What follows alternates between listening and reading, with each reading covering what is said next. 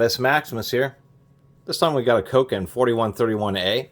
It is laser etched, made in Japan. Pretty premium Koken tools. This is a promo product. One of my little Christmas, a little Christmas gift from them. Tap socket, 6mm, 1/4 inch through half-inch drive. And this thing's pretty handy. There's a few tool companies that make these, but I was glad Koken sent this one over, because I've always wanted one of these things. Tap driving sockets can really make a world of difference. So many situations when you're running taps or extractors. The reason you want a socket like this that has a chuck on it is there are specialty sockets for driving taps. They kind of look like this. They're strange looking sockets with squares, and so they're designed to take and hold taps such as, well, this is an extractor. But the nice thing about an actual tightening chuck is that it holds it real tight. And so if you're trying to use this in awkward situations, which is the big advantage to having one of these driver sockets, is the fact that you can tighten it down. You do have some flats both on the collar and on this. Usually you can just be able to put this on a wrench, tighten it down by hand, like so. And now you have a real firm grip of what you're trying to work with. And that's the other advantage, is both using this with taps or with extractors. And the big deal is, and why you either have specialty sockets like this, which are obviously quite a bit more compact, or like this, is because, and I'm not exactly sure why, but taps and extractors, they all have square drives, but they don't follow. They follow no kind of conventions, but they have many different incremental sizes. Each different size of tap and extractor has a different size square, and so it makes it kind of difficult to use things like 8-point sockets. And that's what I like about the idea about this Koken, is the fact that it is a socket.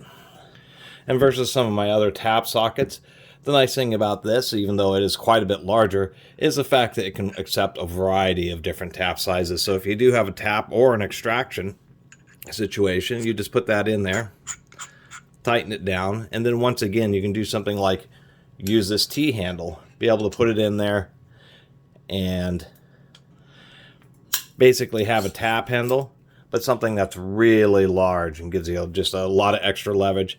And of course, although it's not it is recommended to use a T-handle because you're balancing the forces. It's very easy to get taps in crooked or to break them, but in a pinch you can be in certain tight situations and be able to use let me flip this the other way, and be able to use a ratchet with it. And then of course the other distinct advantages with both styles of sockets is being able to do something, say, put on extensions, and be able to get in more tough to reach or tough to access places.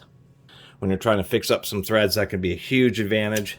Obviously something that is not recommended, but there's certain situations where you just have to do it, where you just need to use a universal. You could only use an impact universal. You need something that's one of the, has no cogging, one of the constant velocity joint styles, but it also allows you to do something along these lines. As far as how well it's built, it's actually not too bad at all. Really like the design. One thing I will mention is they did laser etch it after it had already been chromed, and as you can see, the problem with laser etching a chrome surface, super reflective, very difficult for the laser to actually etch it. And usually what if you pay more close attention, you'll actually just put some coloring, some type of easy to wash bluing or something on the surface that's darker. It allows the laser to etch a little bit deeper, and then you can just wash it off. As far as how these are designed, they're really pretty simple.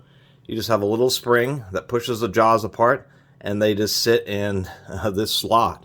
So these types of sockets are obviously quite dense and heavy, considering that they only have 5 different parts in them.